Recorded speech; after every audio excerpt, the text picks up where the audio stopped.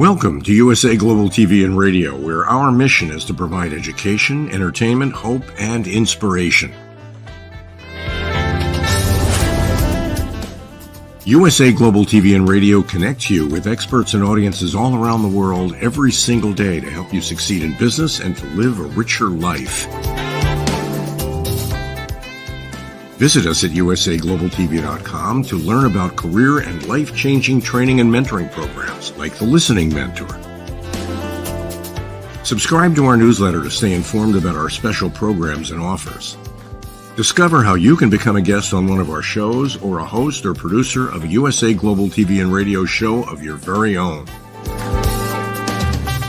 That's USA Global TV and Radio, where the doctor is always in.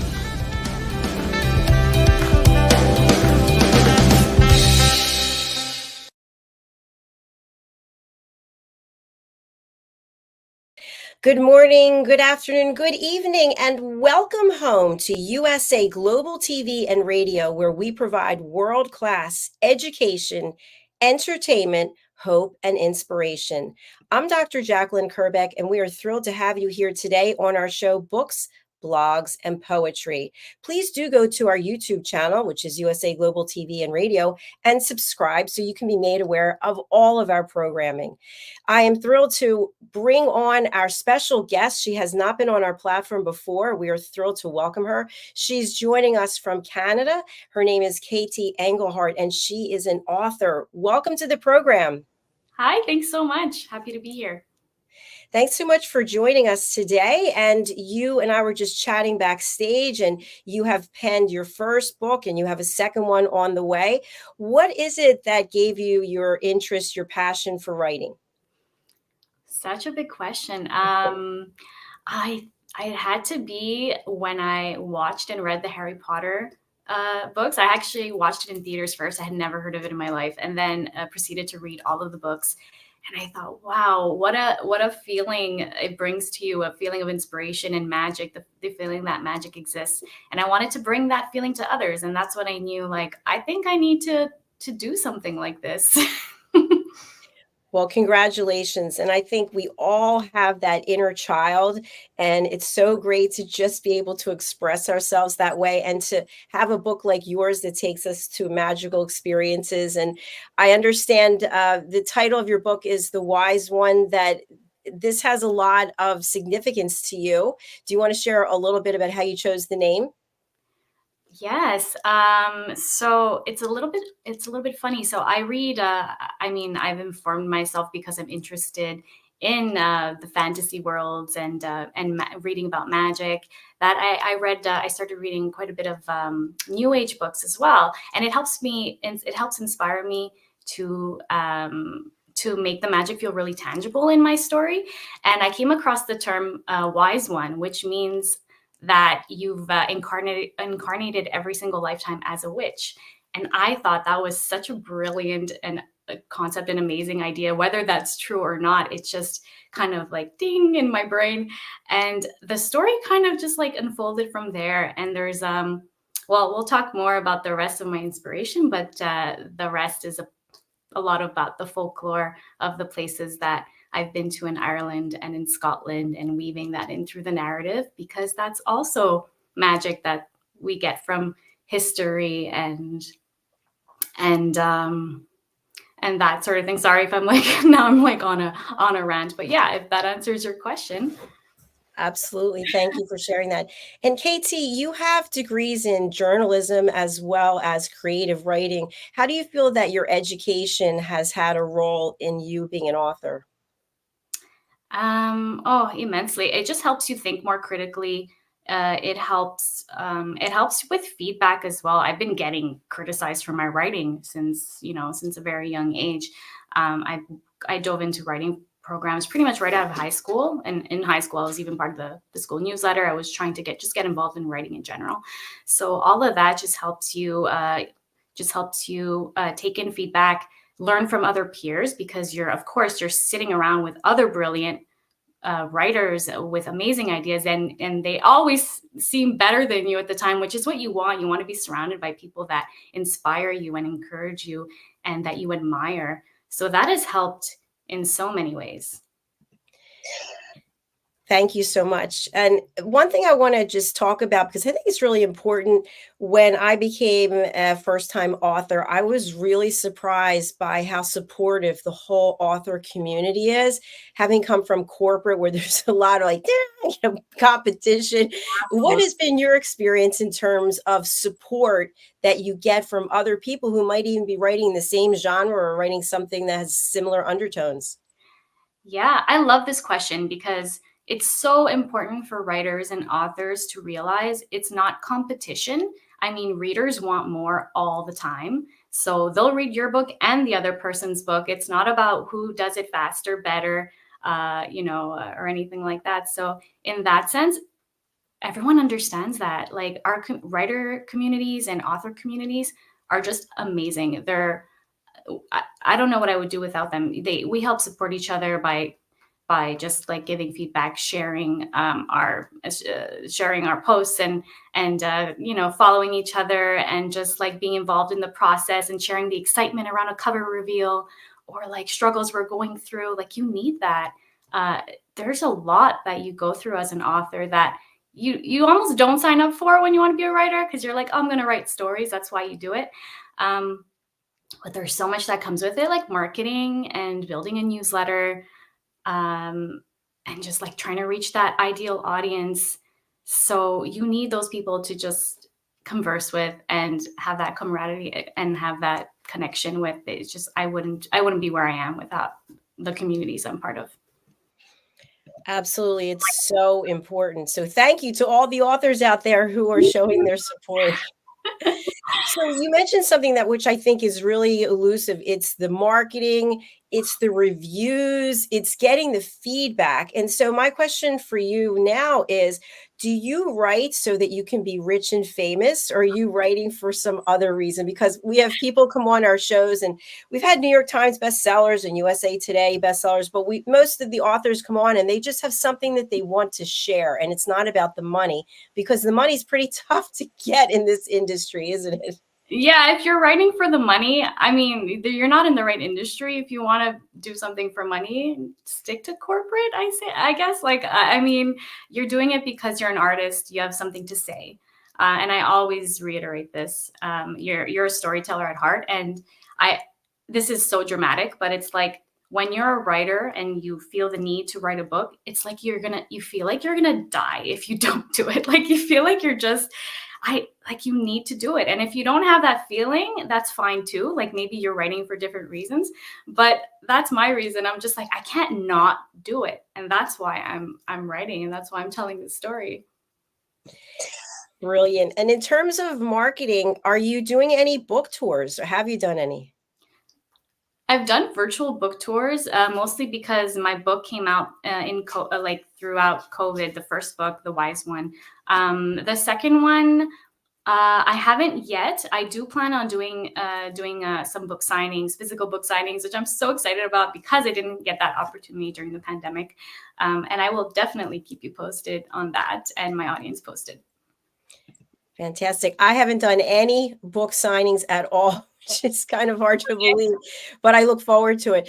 So what would you like people to take away from reading The Wise One? There's somebody out there going, yeah, I'm going to buy the book. What do you want them to take away from it? The question that is so much pressure on an author. Why should you read my book? I think if you're ready if you want an adventure and a very easygoing kind of read, like my goal is to make it an easy read. And I've been told many times that it is, even by people who their genre isn't necessarily urban fantasy. It's really about that self-discovery and adventure and finding magic within yourself and outside of yourself. It's about discovering new places. It's about newfound friendship. It's a heartfelt kind of young adult. It's not new adult. It's more on the younger YA side.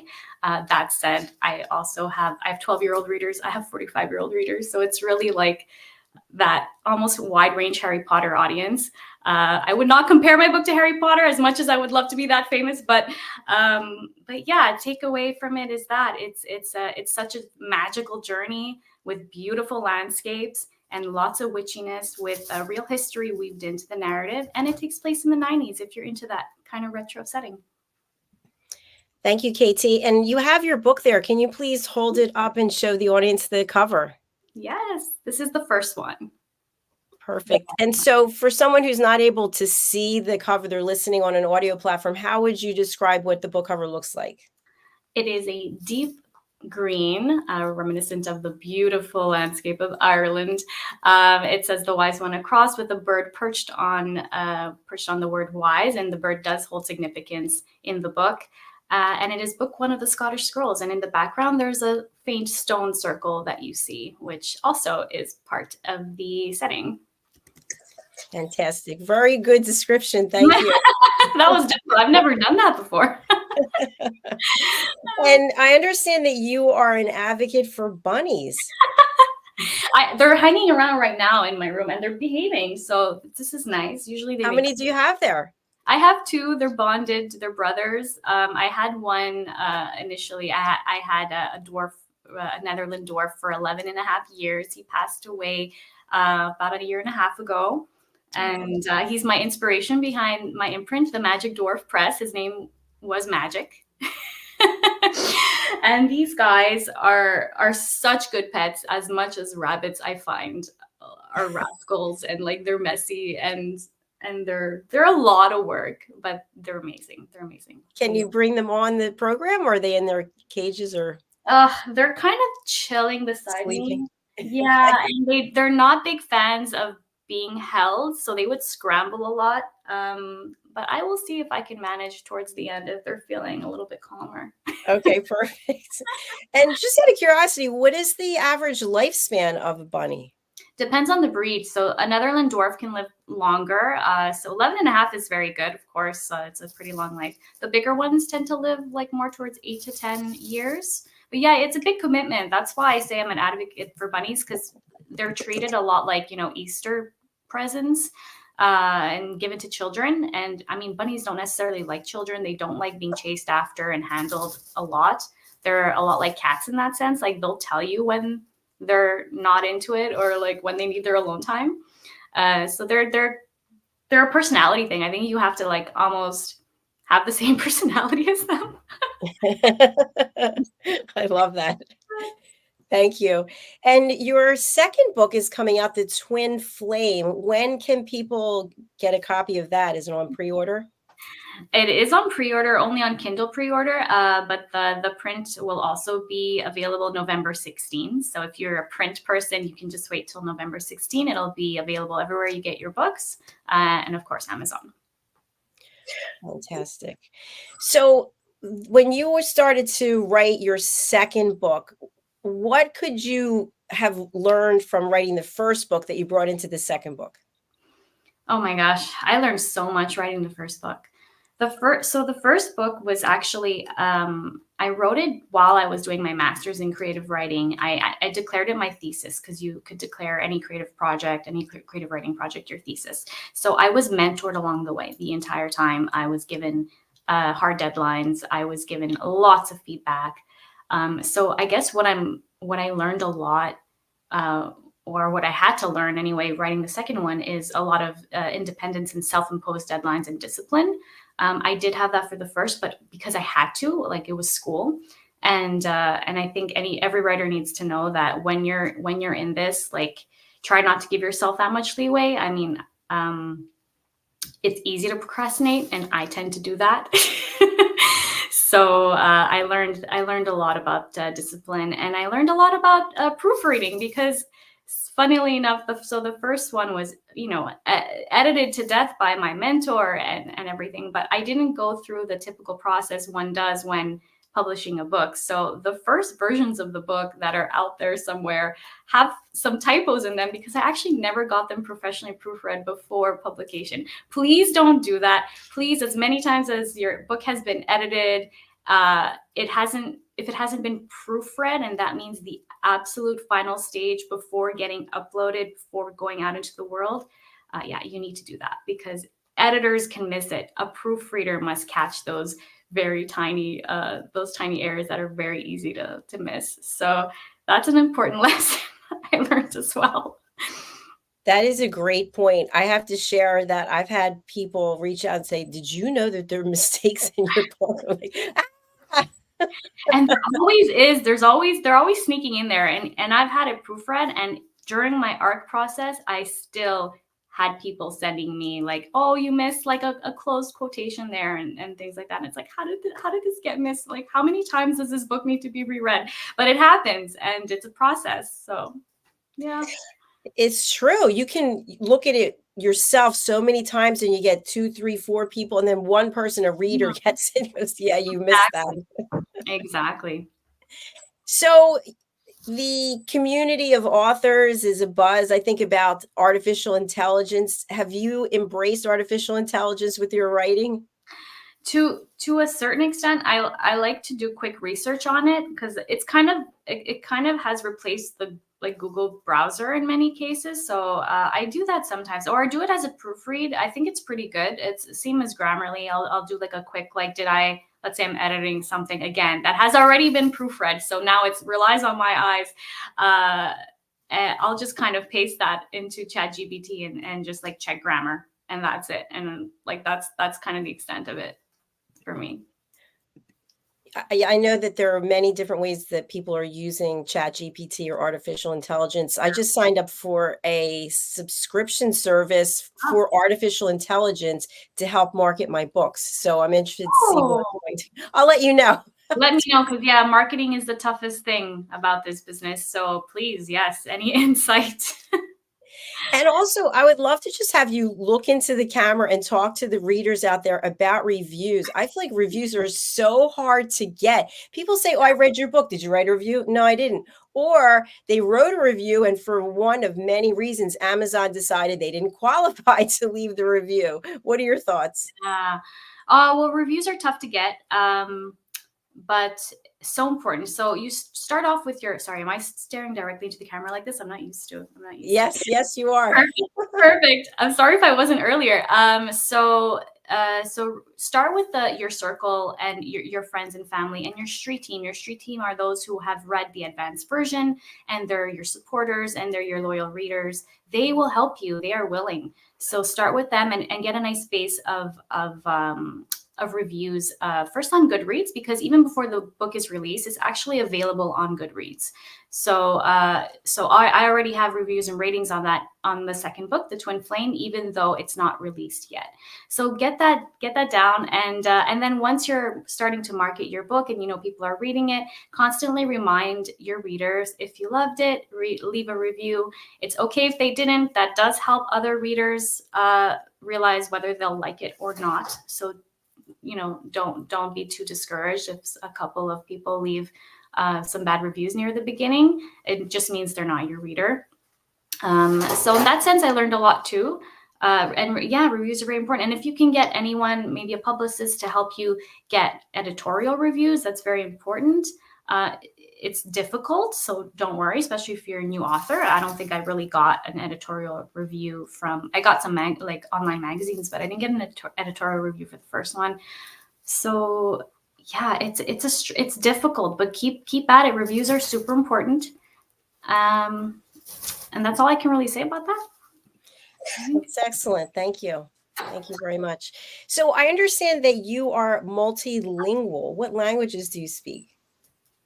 I grew up, so I'm Italian from Montreal, so I grew up speaking only Italian, and then English was slowly introduced in my childhood, of course, and then going to school, you learn French in Montreal, so English, French, Italian, and I learned Spanish in high school. I am not fluent in Spanish, but I would love to be. So I practice on Duolingo quite frequently. So I speak Spanglish is what I say.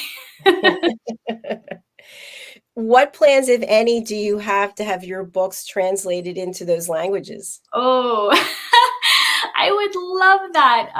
Right now, I think the priority is more reach, because I'm a new author. It's difficult to get it out there. The market is, I won't say saturated. I mean, the YA market, there are a lot of books, and that's fantastic. That means there's so much to read and so much magic to take in. But it is difficult to stand out in that market at the beginning. So how that works is just writing more books. So once that's done and I get a bit more visibility on my work and myself as an author, I would absolutely love to get it translated in those languages.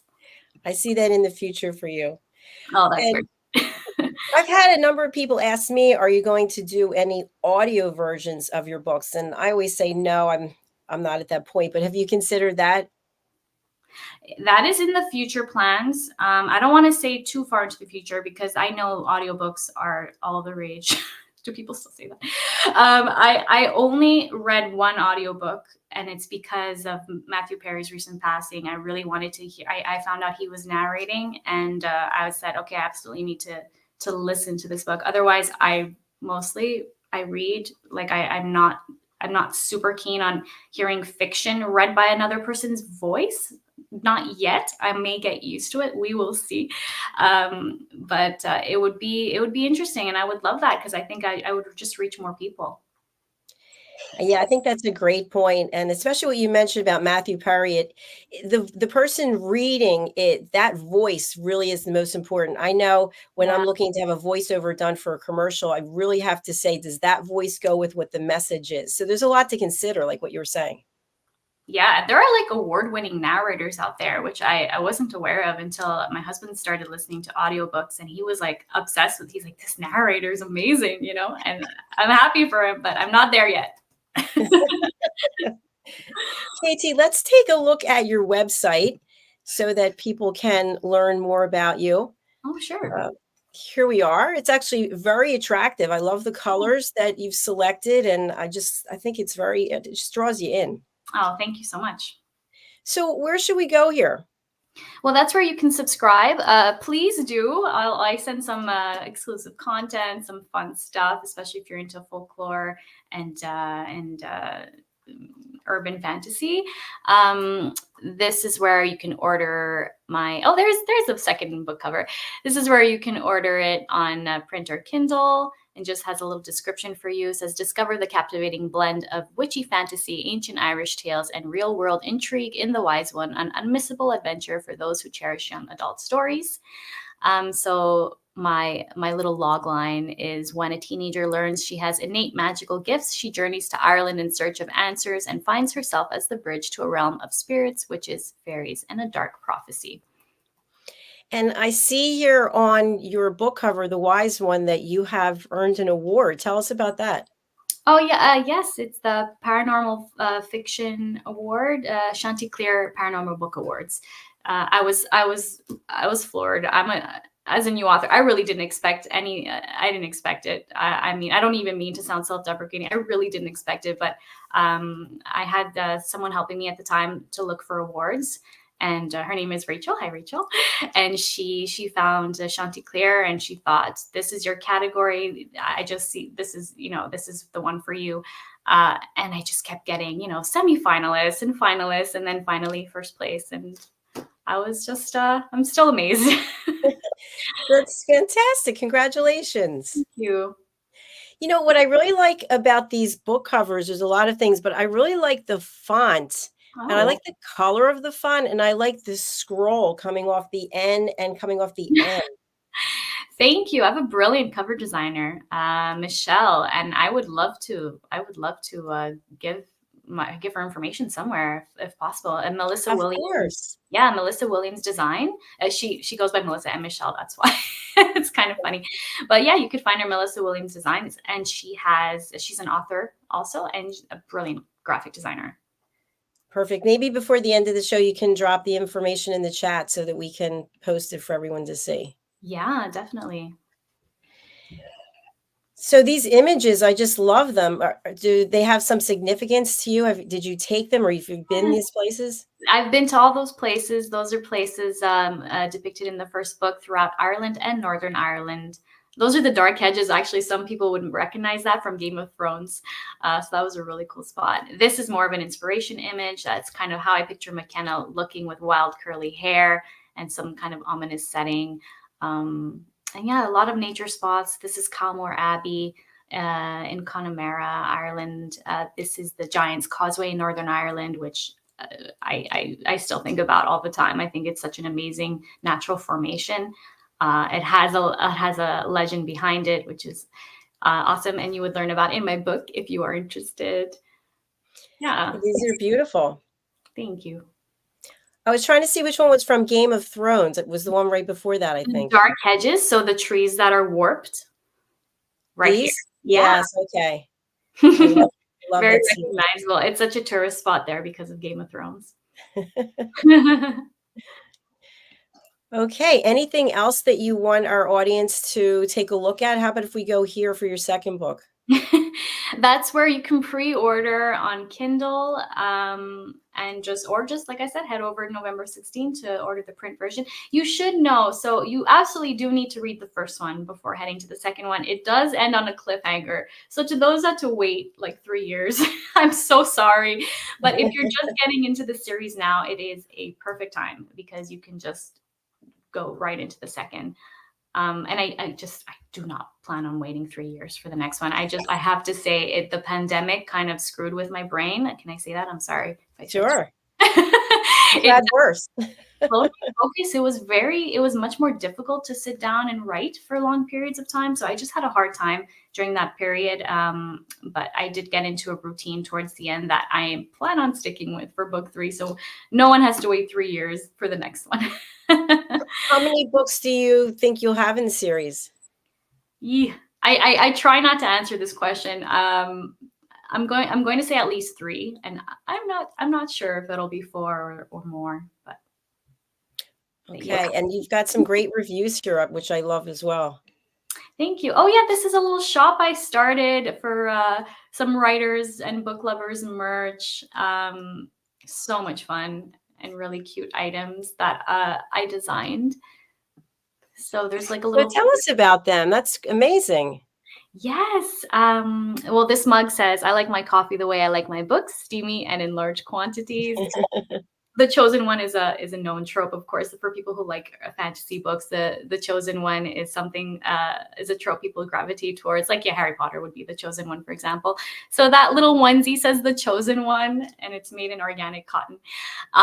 This is a fairy realm spiral notebook.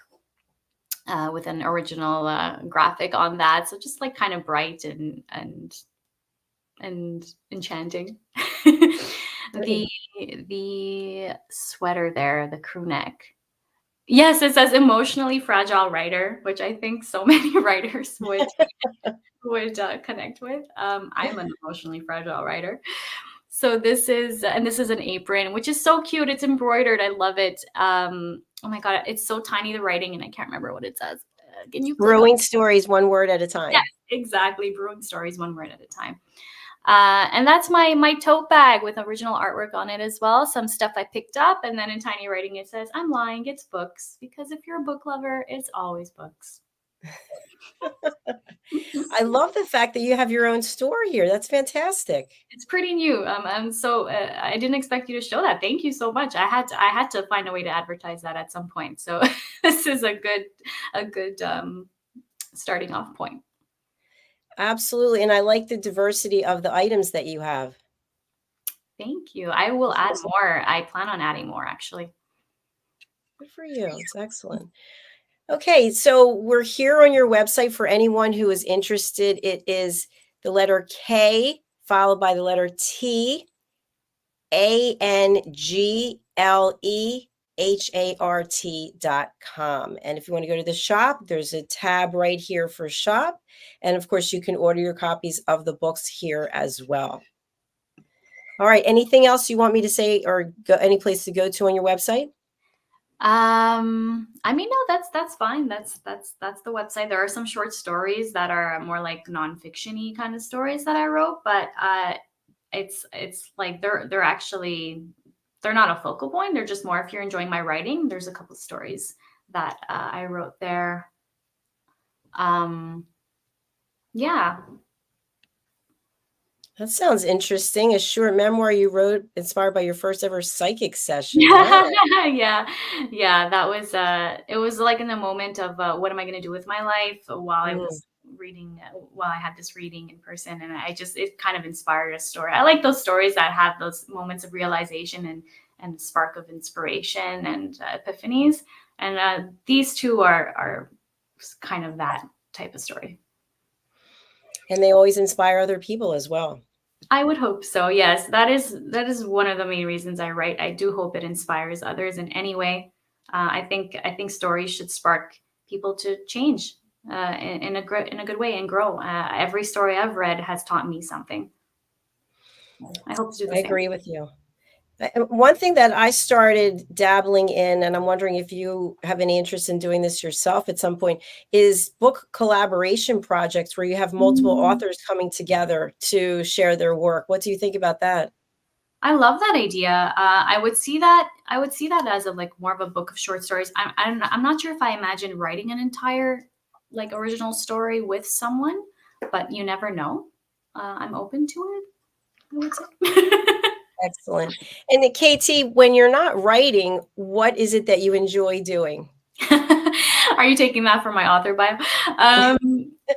I say antiquing in my author bio as if like I have all this budget to spend on antique. It's more of I love browsing antiques. I love reading, of course. I love watching TV with my husband. We watch a lot of TV. Like we love the same shows. Painting, amateur painting, because I mean, it's just a hobby. I won't be selling those anytime soon. Hiking, I love the long nature walks, especially in the fall. It is my favorite season, and I have a dog, so Nessie. So she pushes me to walk in the best way, because without her, I'd probably just be like, oh, it's too cold. But how did the dog and bunnies get along? Where are they? They're right here. Hold on. Do you see Nessie? Hold on. There's Nessie. No. Ooh, Nessie. You're so dark, though. I don't see you. There's Nessie. She gets along really well. There's one of the bunnies. There's Sterling. Oh, yeah, I see the bunny. Where's Hello? Onyx? Here, I'll turn the camera around a little bit. Oh, wait. There's Onyx. Right there. I don't see Onyx. Oh, there I see. Okay, on the floor. Yes. Yay. They get along well. They've been chilling right here this whole time together, and they're fine. And Nessie plays with them a lot of the time. Like, she'll chase them, and sometimes they like it, sometimes they don't. Again, they're like cats in that way. When they're in the mood, they're in the mood. Otherwise, it's like, leave me alone. But they're great together. I never have to worry about them. Oh, that's a good thing. And so when you're out doing the nature walks, do you get inspiration there for writing short stories or even designing a store? It's having a store is a challenging thing in and of itself. So where do you get these creative ideas from? Walking. Well, I walk every day, and you're absolutely right. That is a lot of the time where I'm like, oh, ding, ding, ding, that idea. And I often text myself. So that's very important, by the way. Don't ignore your nudges. I call them divine nudges, because they're coming from somewhere, right? Whether you believe in whatever or not, doesn't matter. Just that they're your intuition. So write them down, send them to yourself. And the best way to get those ideas is to take your mind off of the thing that is worrying you or stressing you out. So walking is a brilliant way to do that. I went on a tangent. Does that answer your question? Yes, absolutely. And I have to say, I love I don't know what it is you have behind you with the flowers. Is that a painting? It's a mural wallpaper thing. It's wallpaper. Yeah. Yeah, it's really pretty. Thank you. I wanted to make my office my own. It has to make me happy and be bright, and So is that where you do your writing?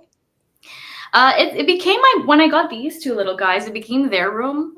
So I'll swap. I'll do some work here, but I'm very much a living room person, or like unofficial office person. So like I enjoy just sitting on my couch and writing.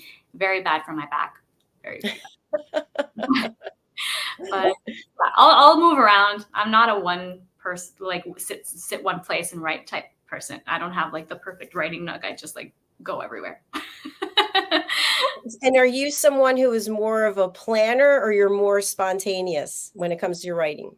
I'll have a loose outline, and I know the beginning and end. That's very important to me. So middles are very difficult for me to write normally, but I know pretty much. I have a much better idea of my story when I'm writing the first draft. So I think Stephen King is that kind of writer as well. Like, he's not anyway, not comparing myself to Stephen King. I'm just saying, I feel better thinking about it that way. Like, oh, okay, if he can do it, like if he thinks that's okay, then I'm just gonna not feel too badly about not outlining it absolutely to the last detail. So yeah, loose outline, and then I kind of feel it out a lot more in my first draft. Thanks so much for sharing that. Recently, someone said to me that they're also an author, that they don't have business cards, but what they do have are their books. So when they meet people, instead of saying, "Hey, here's my business card," they hand them a book. Yeah. Because that's a great way to create an experience or a memory. What do you think about it? I don't know if you'll like my opinion on that.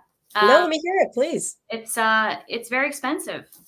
That's an expensive way to market, because you're paying for your books as well. I don't know if readers know this. We don't get our own books for free. We have to buy them, and it takes us a long time to write a book. So to give them away for free, I'm not a fan. If you want to give away a bookmark, a teaser, something that some merchandise like a tote bag, I think that's a great idea.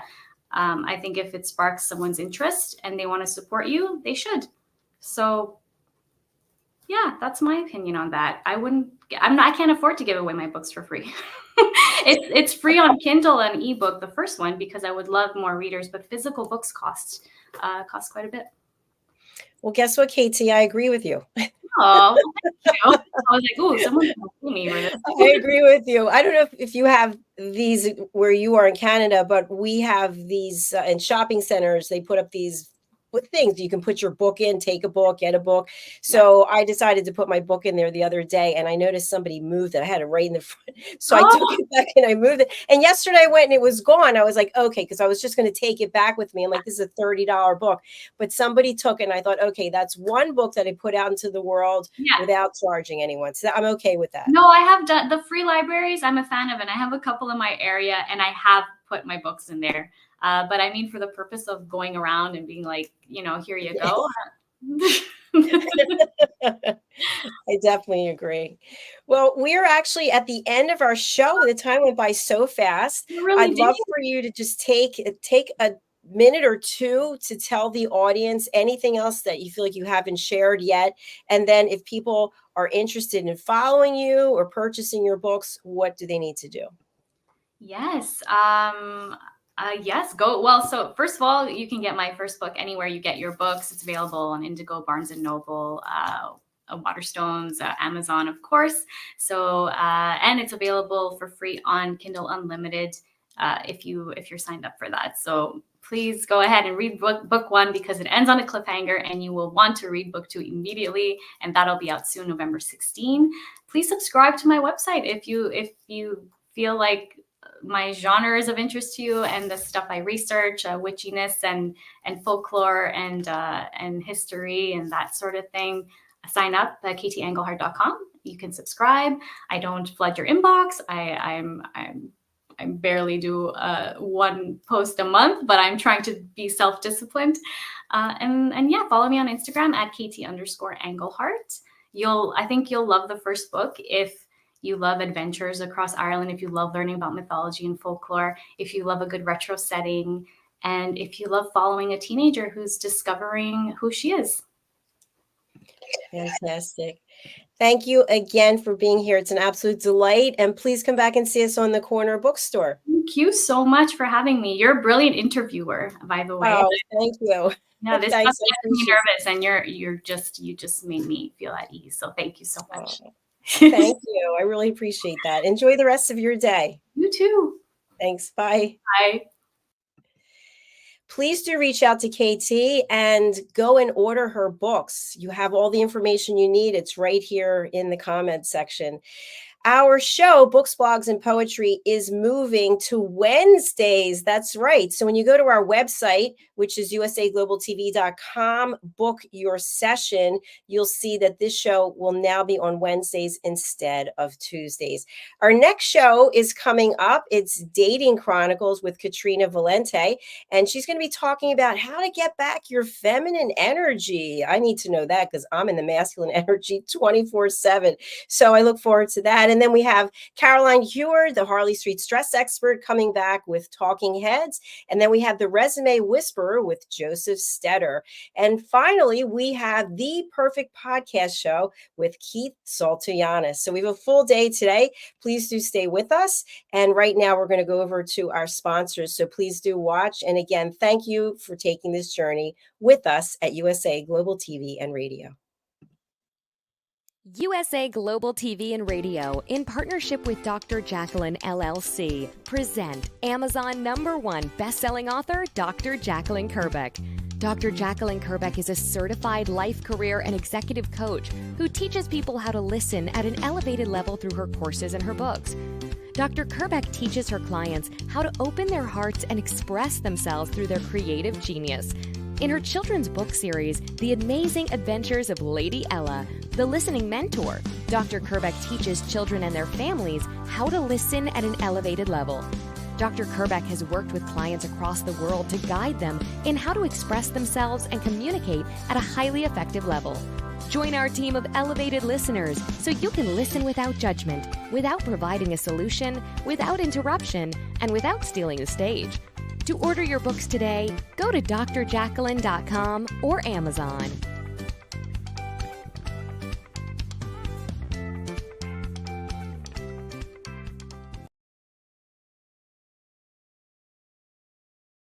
Hello, I'm children's author Diann Floyd BOEHM, and I am co-host for several of the USA Global TV and radio shows.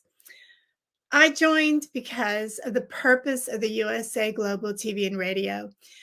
They provide content for the viewers and listeners, an opportunity for people around the world to have their own show or even be a guest on an existing show.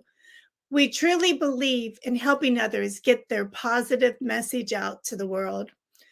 We also have the opportunity for the listeners. You can watch on several platforms, and on YouTube, you can ask questions and even give a comment. We absolutely love it. I love being part of the USA Global TV and Radio because I love positive messages, and who doesn't? And we need more of that in the world. We are a family, and we hope you will join us and become part of the family too.